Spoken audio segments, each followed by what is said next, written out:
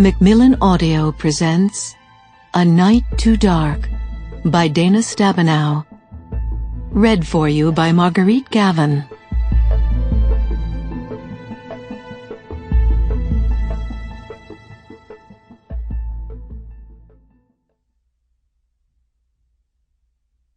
Gold. Number 79 on the periodic table, Au, from the Latin, aurum.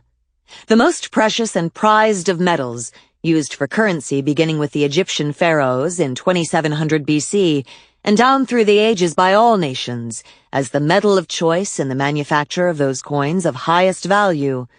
The aureus, the solidus, the ducat, the guilder, the sovereign, the double eagle, the krugerrand. A malleable and forgiving metal, an ounce of pure gold can be beaten into a sheet large enough to gild the roof of a small home, although it is more dense than lead. It doesn't corrode, which makes it perfect for jewelry, although in its pure state it is too soft to stand up to repeated use, and so is alloyed with other metals, copper, silver, nickel, or palladium, so that a wedding ring will last through a golden anniversary. Gold is tasteless, although in the 1500s a Dutchman invented a liqueur called Goldwasser, in which he sprinkled gold flakes.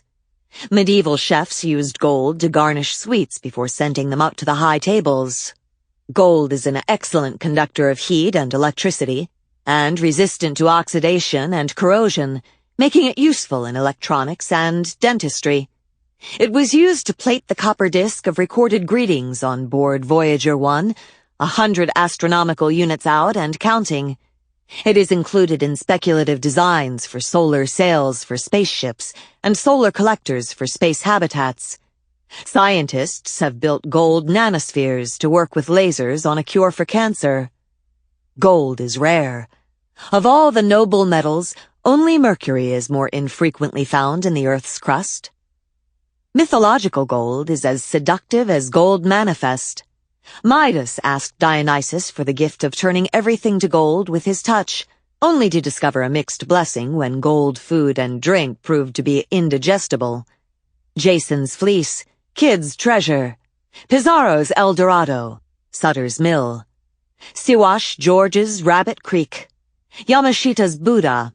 In any reality, in any century, gold enthralls, enchants, intoxicates, and is the downfall of many an otherwise sensible man or woman who succumbs to its siren song.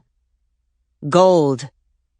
At last report, $940.48 per troy ounce on the world market. 1. Memorial Day. Father Smith was the proud proprietor of a 40-acre homestead in the park, along with a wife and 17 children, all of whom still lived at home. Not that he ever would have admitted it, even to himself.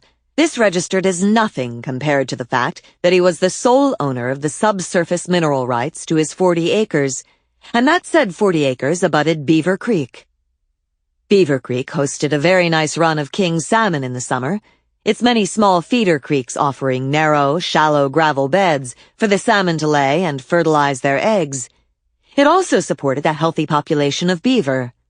It was one of the park's larger creeks, a 15-mile tributary of the Kanuyak River that rose in the northernmost foothills of the Quilocks, drained south-southwest, and in high water was navigable to just above the Smith homestead. The creek formed the homestead's eastern lot line. The homestead had been previously owned by an Alaskan old fart who had staked a gold claim on Beaver Creek and had proved up on the homestead by building a cabin there and living in it. 30 years later, on the other side of a bad divorce, he'd been in a hurry to vacate the premises before his ex-wife, also known as Rebecca the Raptor, nudged her lawyer into investigating the property title with a view toward adding it to her rapidly accumulating pile of marital assets. Father Smith had furnished the capital, and park rat Louis Deem the insider knowledge, and together they had gone equal partners on the purchase. Things became complicated when Louis was murdered, but now, at long last, Judge Singh in Sample complete. Ready to continue?